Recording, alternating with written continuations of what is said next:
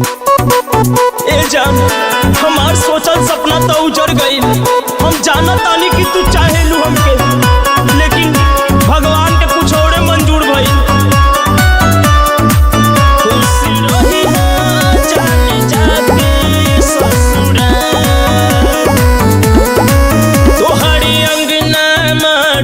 गड़िए गइल सोचल सपना सब जड़िए गइल।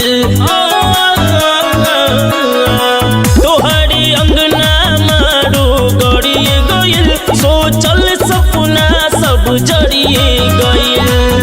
अब आवता बरात हो तोहार,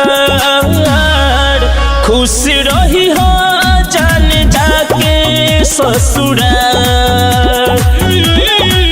भूल जई हो हमर नैहर के प्यार, खुश रही हो जान जाके ससुराल।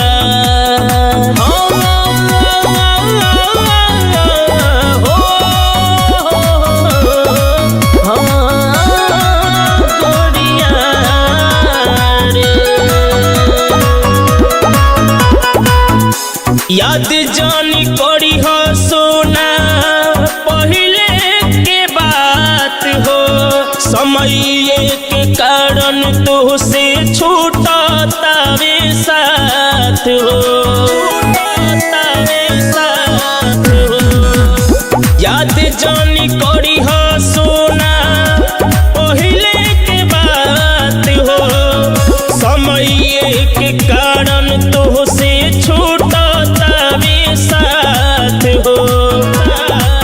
किस्मत में नहीं रही हमरा प्यार, खुश रही हो जान जाके ससुराल। किस्मत में नहीं रही हमरा प्यार, खुश रही हो जान जाके ससुराल।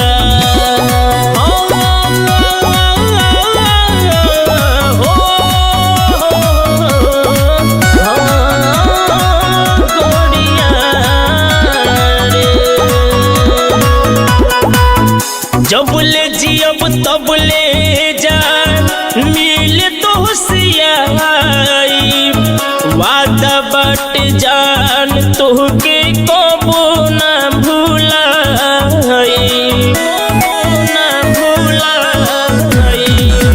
जब ले जियब तब ले जान मिल तो सियाई, वादा बट जान तोहके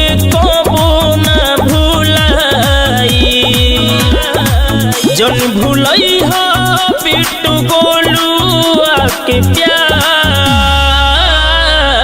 खुश रही हो जान जाके ससुराल।